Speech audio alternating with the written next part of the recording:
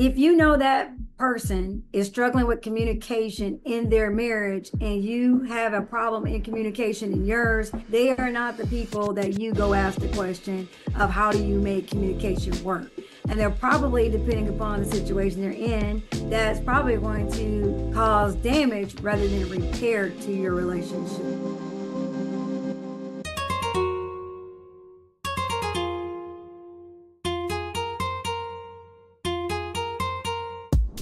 Good evening and welcome back to another live episode of the Purpose and Powerful podcast. I'm Erica Lester, your host, along with my co-hosts. Wilson. Tonight we're talking about marriage reality. The honeymoon is over. The guests have enjoyed, you have enjoyed the wedding. It was phenomenal. It's the day you waited for. You had all the groomsmen, the bridesmaids, the cake you wanted. You had the colors and the family join you. Everyone was so excited. The bride was beautiful. The groom was handsome. You've gone off to the honeymoon that you always desired. Y'all had an amazing trip. You're back in your joint home. Your bags are unpacked. Life is life and things are real. Everybody's told you all the congratulations. You've opened up all the guest gifts. You've written all your thank you letters. You've sent them out. And that first argument comes into play. So now welcome to reality. That's where the reality sets in, because we focus so much in society about getting engaged, getting married, having a big wedding, ceremony, destination, or locally, who are we going to invite on the guest list? All those amazing, wonderful things. But no one sat you down and said, this is what married life is like. So I believe all of our guests tonight, with the exception of myself, I was formerly married, but most of our guests tonight are married. So my question in general I'll start with my esteemed host is, what has been the biggest surprise about marriage that you didn't anticipate during your engagement? What was the biggest thing? Say it again, because this. What has been the biggest surprise about marriage that you didn't anticipate during your engagement? Or during your dating phase? Like now that you're married for a while, what would you say has been that surprise thing that you never considered that has come up? I don't know if it's the biggest thing, but the first thing that comes up mind is coordinating our schedules, making sure our schedules come together. And I feel that when you're dating, it's easy to make those schedules come together. You do a little bit more compromising. It's easier. You don't see each other as much. So you want to kind of work with each other. But now you're talking about on a forever lifetime of blending schedules, it's different. So I think that's what I took for granted. I mean, and when I say schedules, I'm talking about even when to eat or what to eat. Because it's one thing if you only got to do it one time, you feel like you got to do it one time to compromise on a certain type of meal or going to a certain place. But when you realize that's something you're going to have to do almost every day, or at least 2 or 3 times a week, because you're married, that's I'd say the biggest thing. So again, it all goes back to the scheduling, and even trips, going different places. That schedule is huge, biggest surprise. Absolutely, I totally agree. So, Miss, you've been married for 29 years. What do you believe has been the most common challenge you think that marriages face after the honeymoon phase is over? Like helping the couples prepare for navigating a challenge. What do you believe is the most common challenge that they might face? The most common challenge is marriage itself.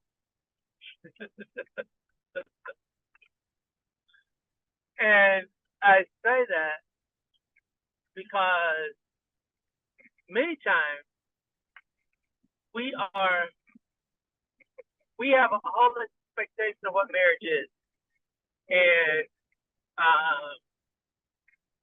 and many times we think that the death do we part. There's a whole thing of ownership. There's a whole thing of you do what I say, I say what you do, things that have happened inside of your dating now because you're married, all of that stuff changed. There are new rules, and really there's not. But the challenge becomes there's a new set of commitments, and those commitments must be honored by all. And so that's why I just said marriage in general, because the term is many times not explained the time that they're dating, because everybody's looking at marriage from different perspectives. They're looking at it from their lens, from what their own world view of what marriage is. Does that make sense? Absolutely. So just taking a step back, I know that at least I know that Jabril and I both have been divorced before.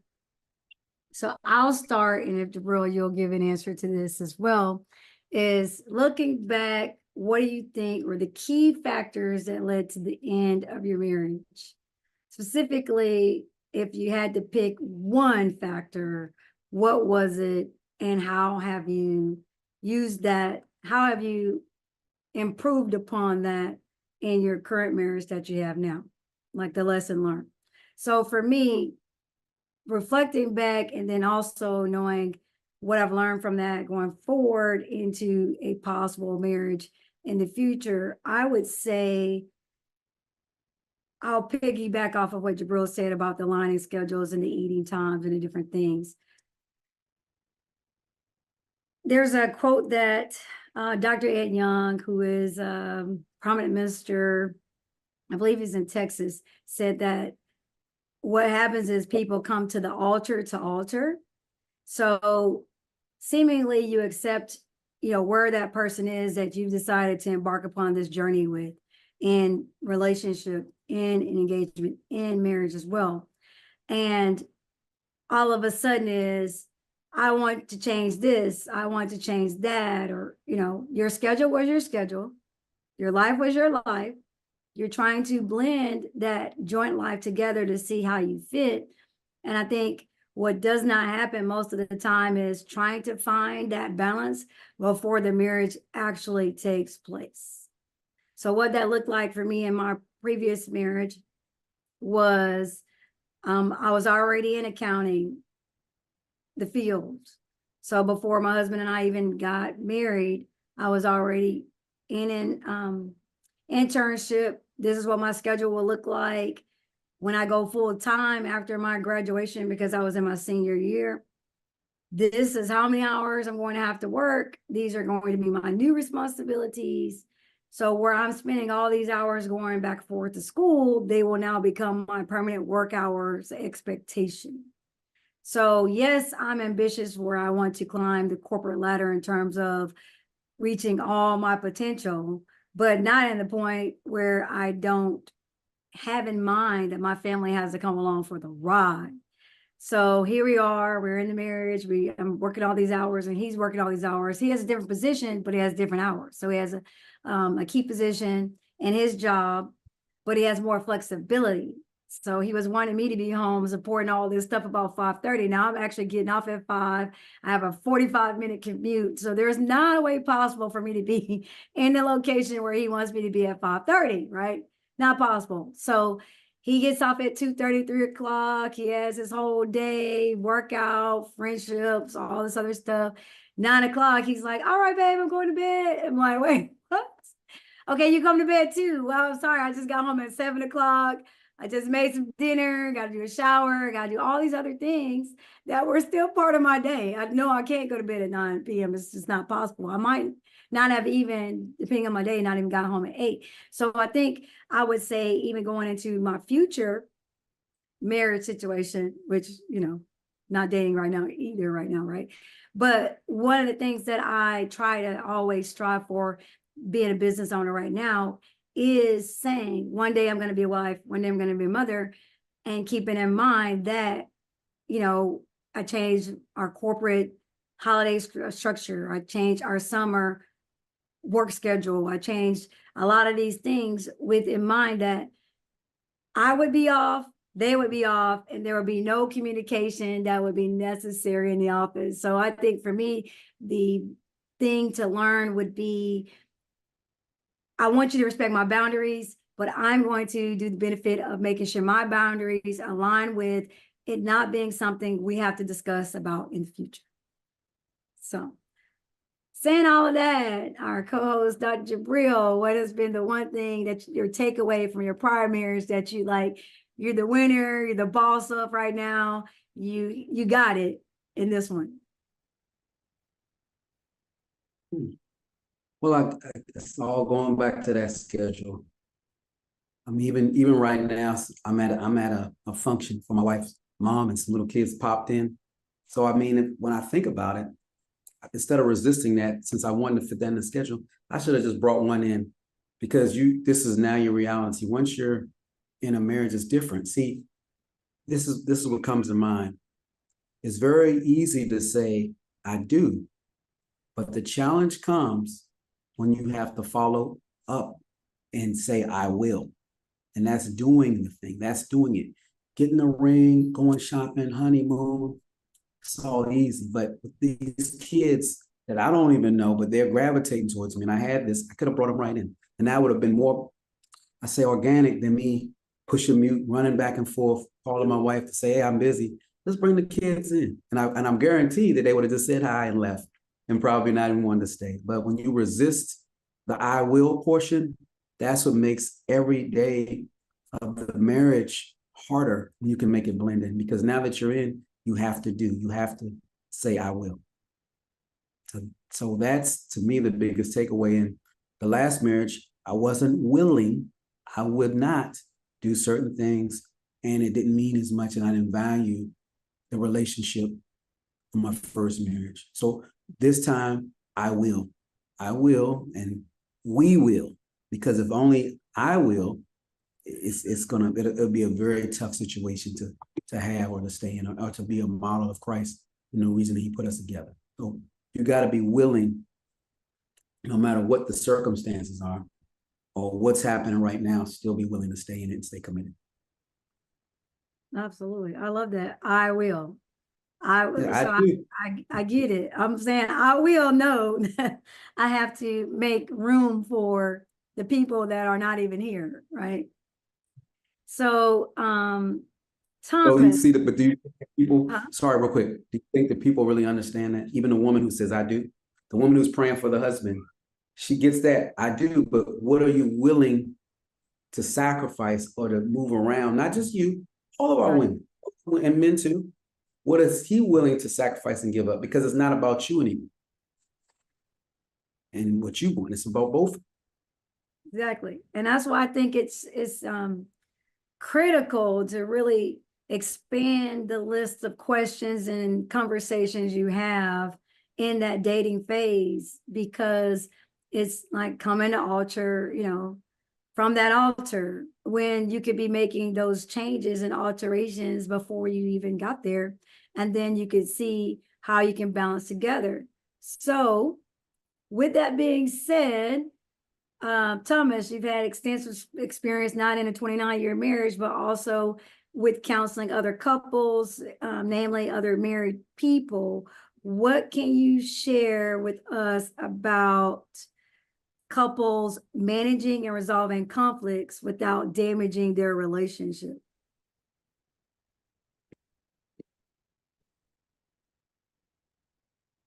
Wow, I got a hard one. Give it to Jesus. That's the easiest. Um, the rest of the story is being committed to the relationship. And being committed. I always have to, before I even when we start marriage, is that who put you in this relationship?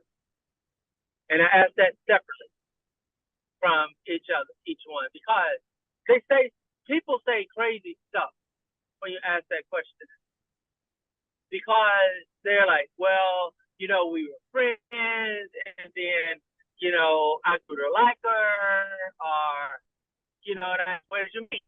And, and so,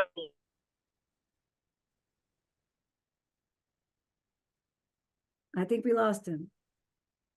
this place, Oh, there. and I know that God is putting me with this person. And you know, when I've had people say that, and because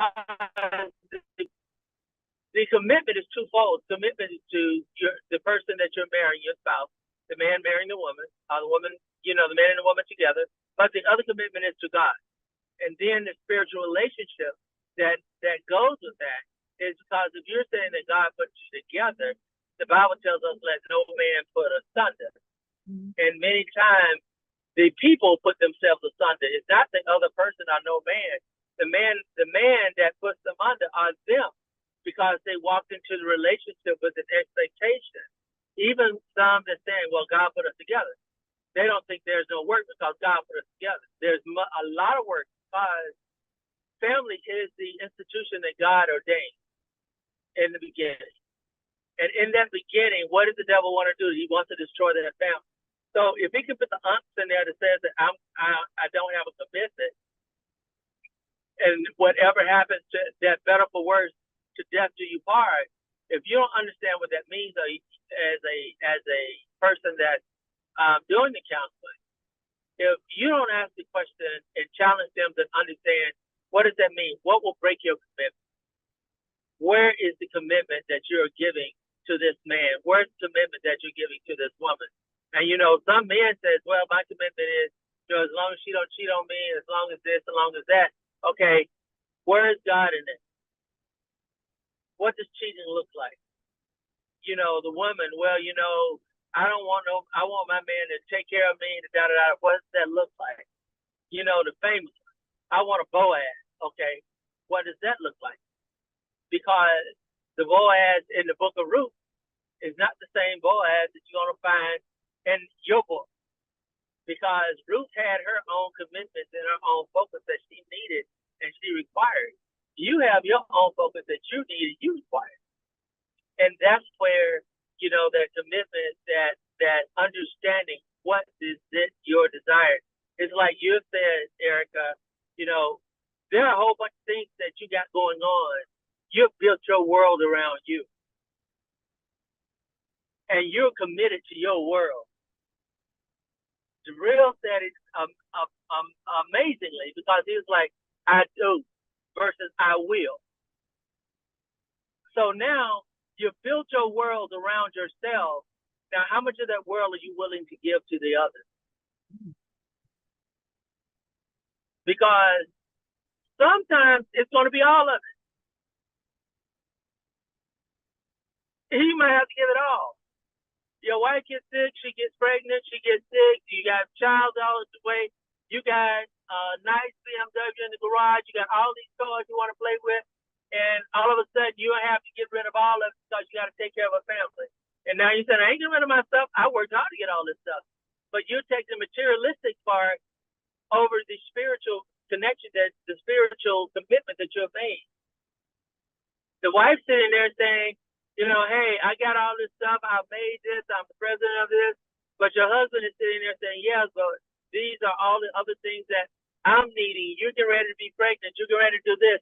I need to make sure that my income is making sure that, everything that we need, I can supply you while you're making our family, while you're growing our family, while you're birthing our family. And they're like, no, I'm going to do both. So that commitment that you have, and it's not something and it changes every day, every hour, every single minute, sometimes. And it's on both parts. We all got to be committed to the relationship and not to ourselves. And we have to be willing to allow God to be the glue that holds it all together, because we can't hold it together. Because the promise is to God, unless you went to a judge and he said that the promise in between you and I heard this one time. I went to a judge. I didn't like it. I was just going because I was invited, because they didn't want a preacher to do it. They wanted a judge. And the judge said, do you take this man? And he says, under the laws of the state of so-and-so, I command you man or wife. And I'm like, you can't command nobody man or wife. You're a judge. So who are you going to be there when all hell breaks loose? Are you going to be there when they're sitting there and the bills are due, what can you give these two people that's going to give them the assurance that they can make it? Only God can do that. So your commitment has to be to God, to your spouse, and that's to death do you part. And that's why the Bible says, woman, submit yourself to your husband. And it says, husband, cleave to your wife. It's a commitment that we individually make to make the marriage work, not each other, the marriage. Because that's what's important. And we have to take, when we are, I know I'm taking up too much time, but when we are in that, before we start the marriage, we got to look at ourselves and understand what that means to each of us. Okay, I'm done. Awesome. I'll ask this question for anyone that wants to answer. I believe everyone on the call has either been married before or is currently married. What advice or reflection you'd like to share about balancing personal goals and ambition with empathy and communication with your mate? You said what? Can you repeat that? How do you balance personal goals and ambition personally with empathy and communication with your spouse? It's constant communication, but you got to lead with communication, and you have to leave with flexibility. Again, I knew I had this podcast today. We had a special event that just came up maybe Thursday. So this was a live session. I couldn't miss that. So but you have to just find a way to blend it. So as you can see, I know as Thomas was speaking, two little young ones came in that are not my own, but did anyone see the two young ones come in? And just like my hypothesis proved, they just wanted to be apart for 1 second. The point I'm making is, in a marriage, you have to communicate with your spouse and make them feel a part of it. Give them the invitation. Doesn't mean they're going to stick with it, but they just want to see what's going on. And more than likely, they're not going to be around. But if you don't make them feel like they're included on everything, it's impossible for them to be involved in everything, but they want to feel, most of us want to feel like if we wanted to, we could. And I invited everyone to come in. And as you can see, people came in, they're gone. Now I'm not going to hear from them. That's just how it is. See, it can be even as simple as a piece of cake. They full, said they don't want any more. You get your piece and you don't offer it. So you need to go ahead and offer them the piece and give them that opportunity to say no. And that's what I mean by flexibility and communication. Be as flexible as you want with them up front, and you'll see that it's not as big of a deal, but you have to do that up front. And I mean constantly. That's the difference between being married. I do and I will. So every day you got to do this. You got to feed that relationship daily. And then they'll get tired of it. Because they feel more secure and they feel like they have the power to push something if they want to. I love it. That was an excellent answer. So you believe that too, Erica? Oh, I definitely do. I mean, it's a constant sacrifice. That was the thing about it, even when I reflect on being married, is that it was a consistent sacrifice. And like we learned in our submission podcast, it was consistently, willingly deploying yourself in service to someone else. Whether it's hot or cold, how you feel, what your day's like, your commitment to the service is more important than your personal perspective of the situation. Okay. And I think in any relationship, you can practice that, because as you prepare for your next go around and being a wonderful wife, the people that you're around, because how you do things is how you're going to do everything. So you need to be prepared, because it's easy to say I do, but when it comes time to switch things around, I will. So even with us, with the podcast, I'll just tell everyone that Erica has been a true partner in this and made me not just feel like a co-host, but sometimes the host. And it's a great, and it's not like she doesn't have things that she has to juggle or do or step in. And in a partnership, it usually never is 50-50. So when they say your better half and all of that, that's just not how life is. It's you could be carrying everything for 3 months, but it's going to turn around and the whole balance is good. But would you rather carry everything for 3 months or carry everything for the rest of your life? And that's the decision that you make. I'll just leave it at that. I'm going to pull that string a little bit more. And I'm pulling that string because, brother, you Sure. said something that's not that you need to do for before you get married. There's something you have to do while you're married. It's something that you have to constantly watch and monitor simply because life changes and life happens. Life occurs inside of a marriage in all times. Just because I've been married for 29 years don't mean it's still not difficult, because it's about the commitment, but it's also about the ability to change and to move as things change. It is not always, and we've said this over and over in these podcasts, it's never 50-50. A lot of times it's 90-10 or 100-0, but in all things it's 100-100, because you might not give but 10% to the effort, but you have to give 100% all times to the marriage. And that's whatever you're doing and however you're doing it, because we have to make sure that we are 100% committed to that, to where we are, and committed to treating our wives and treating our husbands the way that God would have us to treat them.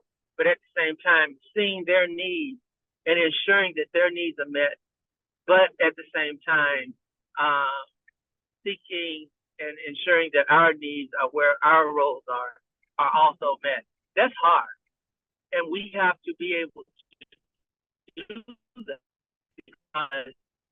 I'll say,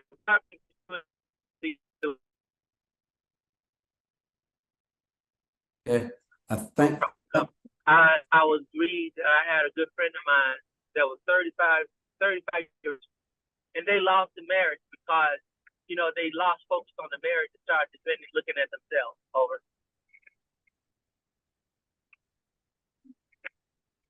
I mean, that's it. That's all I got. Oh, okay. Well, I have a question because I think that we've left everyone else speechless. Thank you, Thomas. But I have two questions. One is the first question I have, and anyone can feel free to answer, is what is the most crucial piece of advice you would give to someone currently struggling in their marriage?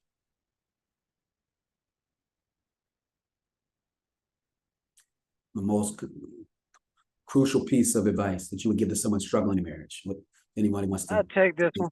Can anybody hear me? Yes. Yes. How you doing, Derek? How you doing? How you doing? How you doing? The very key important piece is, I know you already said this, there's got to be communication. You barely hear you, Derek.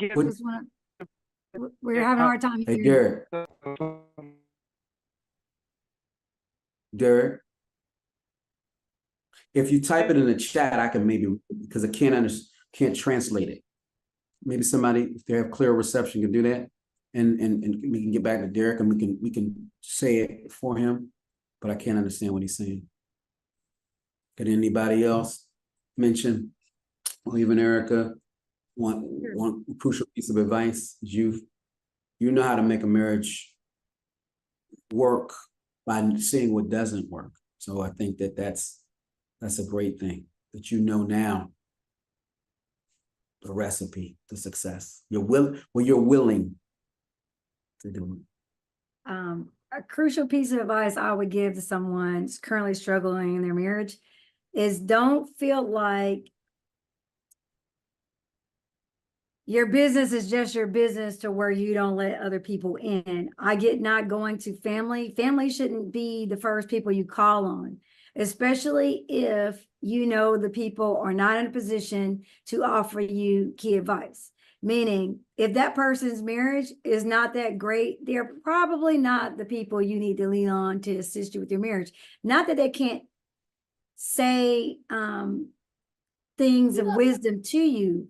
It's just that if you're not from a judgmental standpoint, so let me bring some balance to what I'm saying. If you know that person is struggling with communication in their marriage and you have a problem in communication in yours, they are not the people that you go ask the question of how do you make communication work. And they're probably, depending upon the situation they're in, going to give you advice that's probably going to cause damage rather than repair to your relationship. It's not that you don't love them, you don't value their opinion. You want success. So you need to go to successful people, i.e. a marriage counselor at your local church.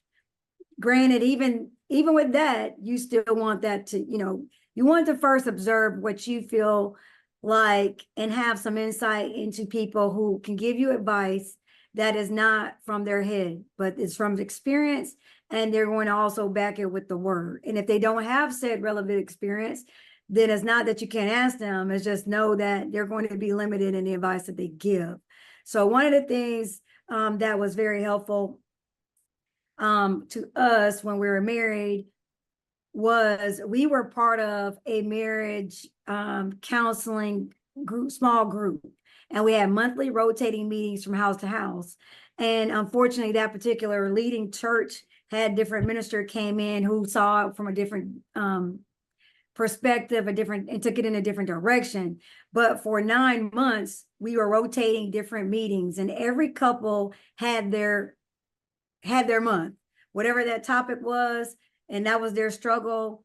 Everyone gave feedback after. So what would happen is the format of that looked like the marriage counselors presented the topic, and then they gave the word to that topic. And then they gave a word to someone who might be experiencing a struggle in that particular area. And then other couples who've been married for a long time or who had that challenge would then be able to get feedback to that couple that kind of helped them sustain. And I would say to you, my personal testimony would be, I know that our marriage grew in that 9-month period of time, because I could have chosen any one of those months to say that we didn't have that struggle, but we might have been having a struggle. But seeing those couples pull together, forge and impart and pour into one another made that much better. So just to kind of give you a little bit of why I know that was one success or a month that we had. And I didn't feel like this would be our month, but it actually happened to be the month that we hosted. And we were talking about marriage and money. And so that'll be kind of like our podcast is going to deal with marriage and money next week, right? So what they were talking about was budgeting and bringing all the money to the table and structuring your life around that. And it was so kind of crazy because my husband at the time, he said, well, Erica has this perspective that we should pay all of our money on bills. And I was like, what? I said, no, I let him speak though, and he got it all out. And basically, he admitted in that situation that he hadn't told me that his pay had changed like 2 times in the past year. I mean, I knew that he had gotten like raises or promotions and stuff, but I never went back to him because honesty is a policy, right? Back to him to say, well, what does your new paycheck look like? No, we did the budget at the beginning of the year. Our bills are this, and we're going to pay this much down on debt every month, and this is our goal, and we're going to be debt free in this period of time. We're going to pay this, allocate, based on these things. And I was sitting there like, I overrode the embarrassment, because at first you're like, did he just put me out there like this? And I didn't even know he had this. So instead of getting mad, right, which would be the natural tendency to be emotional, it was like, okay, let me speak from my side. I said, what Louis doesn't understand, and it's okay to name names because I've said his name before, is that I am pulling this money because it works for the plan.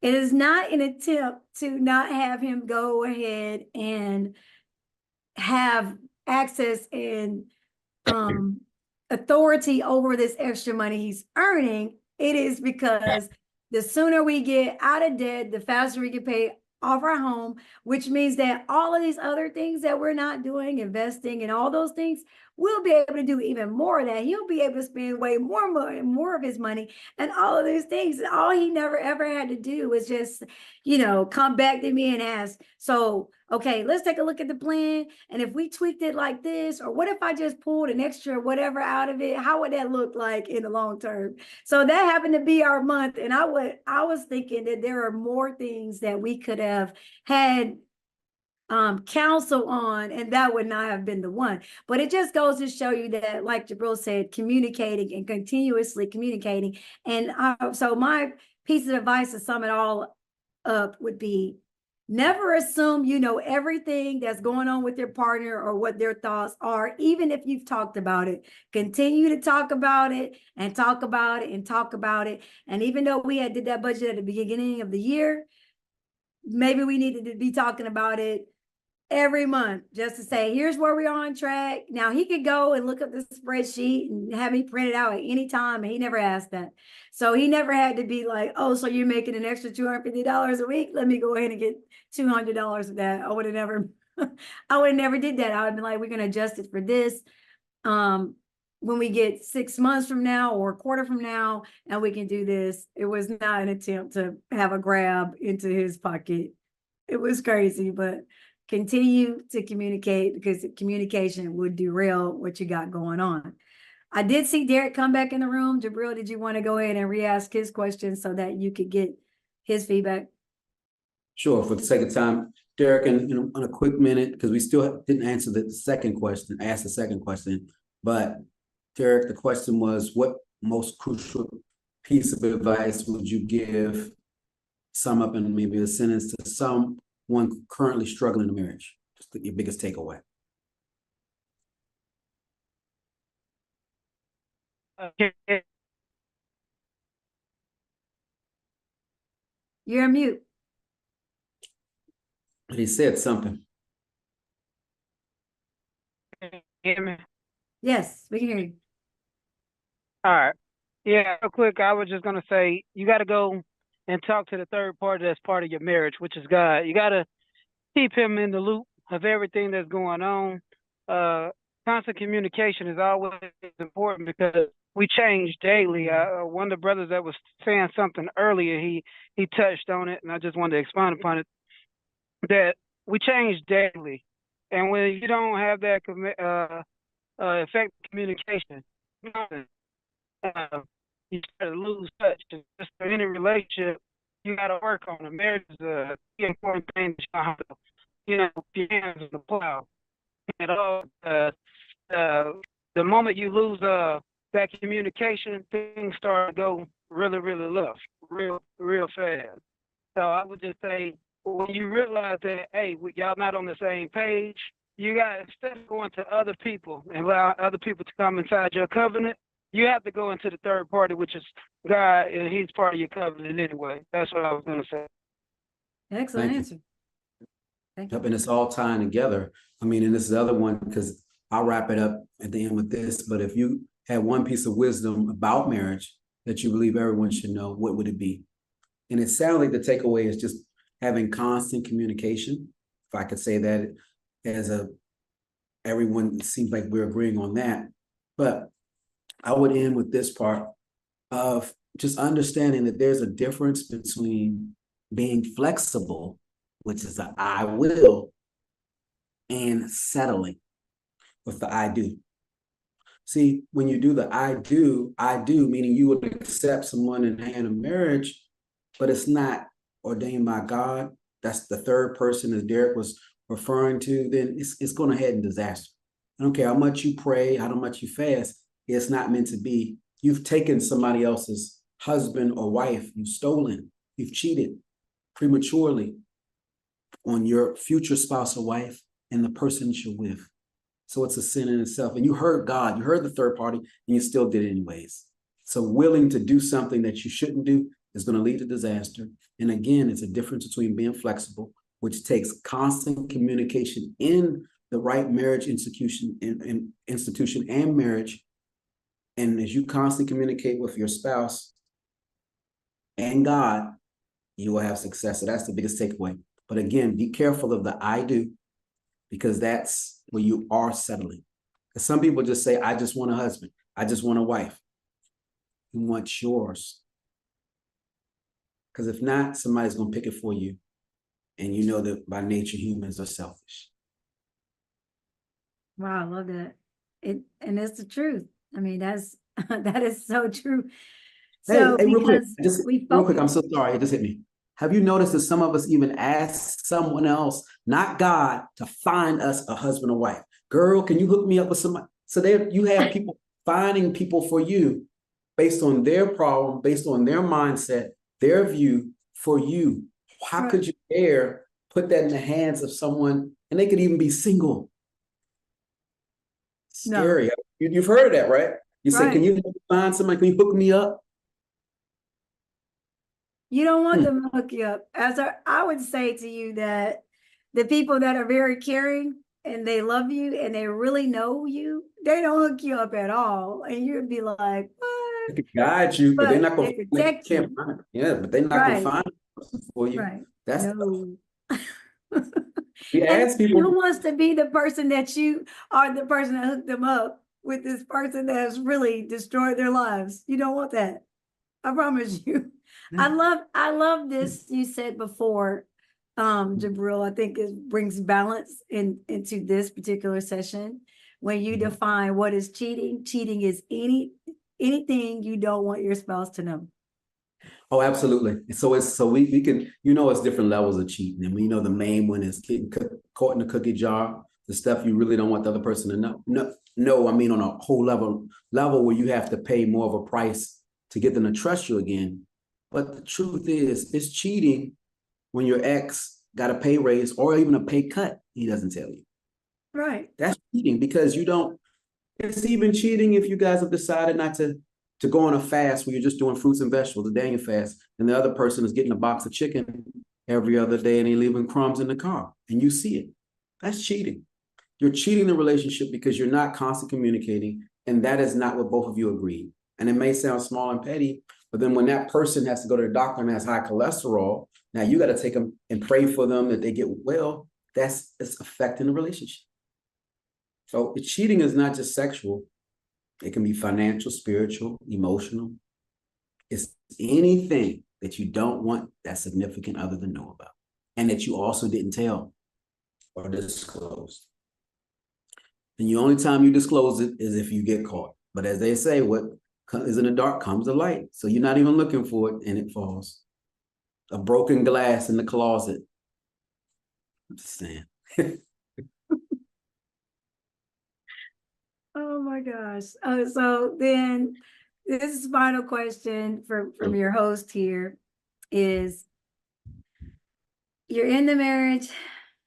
The communication, like I said, is consistent thing. But what is the one best thing that you didn't know that you would have that turned out to be a surprise to you that you're like, I didn't even know that God, you hit that for me. But this is one thing that I love about being married, or I love about my spouse that I had no knowledge of prior to, that has had to come in the marriage. What would anyone say that has been? That's a great way to end the show. I'll let somebody say it first and I end. Maybe. Anyone can share. What's the best thing that you've discovered about your spouse that you probably didn't consider or know about beforehand that you've discovered while being married that you really appreciate?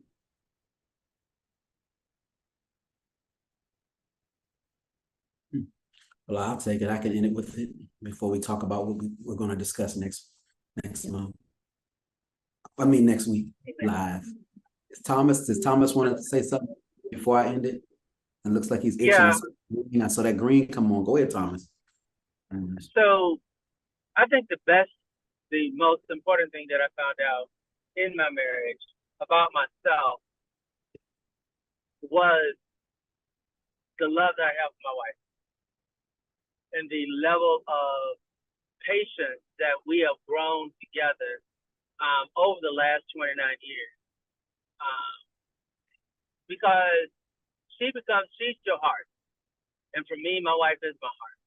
I know when I walk out the door, I leave it there every morning because I want to make sure that it's there when I get back at night. I leave a piece of me with her, and as I walk out the door, she gives me a piece of her to walk out of the door with. She gives me her love. She kisses me and says, I'll see you when you get back. And even though she has sleep half her time, she smiles. That gives me anticipation, and that gives me that love and that patience that whatever happens, that it gives me that assurance, whatever happens during the day, I'm going to come back home to her, and it's going to be okay. We have to have that dependency in each other, and that dependency is amazing because it allows us to, even if we don't have anything to talk about, silence sitting on the phone is just as precious to me than, being talking to a lot of my friends. Silence, just to sit back. She's one of those that she don't like a lot. All she wants me to do is sit in the room, chill with her, watch a movie, and that's all she wants. Me, I'm higher energy. I want to go out, I want to eat, I want to do this stuff. That's my giving back. I'm a doer. And, I had to bend and be patient with the way that she wants to show love, the way that she wants to spend quality time. And it's that communication, like you're saying.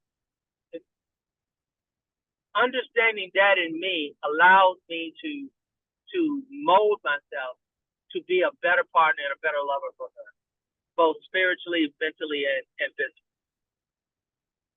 Okay, I'm done. Excellent. Final thoughts, our co-host, Dr. Jabril. Sure, thank you. Now I gotta get something. You said doctor this time for that. That's Extra right.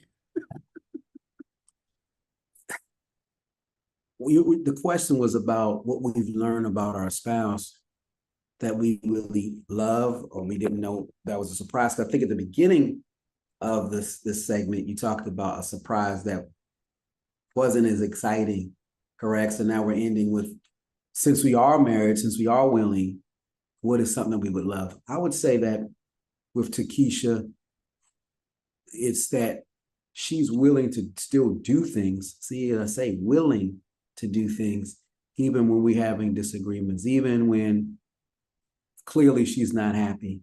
And that's something I would say I love about her, because somebody at that point has to be willing, if not both, at least one, to keep everything going, to keep the fire going and not throw it out with water or ice. And she's been able to do that, because sometimes I may not always feel like being this way, especially depending on the circumstances or what has happened at that moment. So I can tell that she has the ability to understand and to know, because she still wants the marriage, that this is a boiling point. It's no need to do anything. Let me switch and compromise and be flexible at that moment. And I feel that I feel that she does that without me saying it. She can just sense it. And that's I say I love that about her, because without that, it would be much easier to separate, and it would be more difficult to come back as the more you separate. And see, that's the cheating part. You're separating, you're not communicating, and you don't let the spouse know that you're separating. It's working in your mind. Because everything you're attracting is going to be separation, because that's what's on your mind. And that's what starts becoming part of your heart. So 3 years end up, and you say you're out, but you were already, you started being out 3 years ago. Nobody knew. You hid behind holidays, birthdays, parties, cookouts, family reunions, but no one knew that you had already started cheating. So again, be careful. And that's the advice that we both could give you, is keep constant communication and fair expectations, and constant reevaluate and do an inventory on this. Because we spend so much money on school, hundreds of thousands, and going to let debt, student loan debts. But how many of us have a loan, a marriage loan, a marriage counseling loan, or debt? How much money have you put into your marriage when we talk about all the other accolades? No one prepares us for this, and we don't spend enough time. A 9-month marriage preparation, or that's not enough. You go to college for 4 years and even more. So what you put in and what you focus on is what you're going to have and what you're going to be to maintain. Excellent reflection. Well, as a Thank- final thought, before we tell you about next week, I've had the privilege and the honor to see a glimpse into everyone that's attending this podcast tonight, a glimpse into their marriage. And one thing that I can say that is similar across the board is you all have shown your spouse's support, and I've also seen your spouses support you. So great job on whatever communication or tactics or things that you guys are doing and working on that makes that visible to the rest of us. It's very encouraging. But join us next week, everyone, 7 p.m. Eastern, 6 p.m. Central, for our live episode, Marriage Reality Part 2, Money Matters, where we will discuss how finances impact your marriage, from credit scores to budgeting, and you also learn practical tips for financial success and lasting love. So join us next week. Thank you so much for tuning in tonight and sharing your perspectives on marriage reality. The honeymoon is over. Have a great evening, everyone. And thanks Thank you again for your very much, participation. All right. Thank you. Good night. Good night.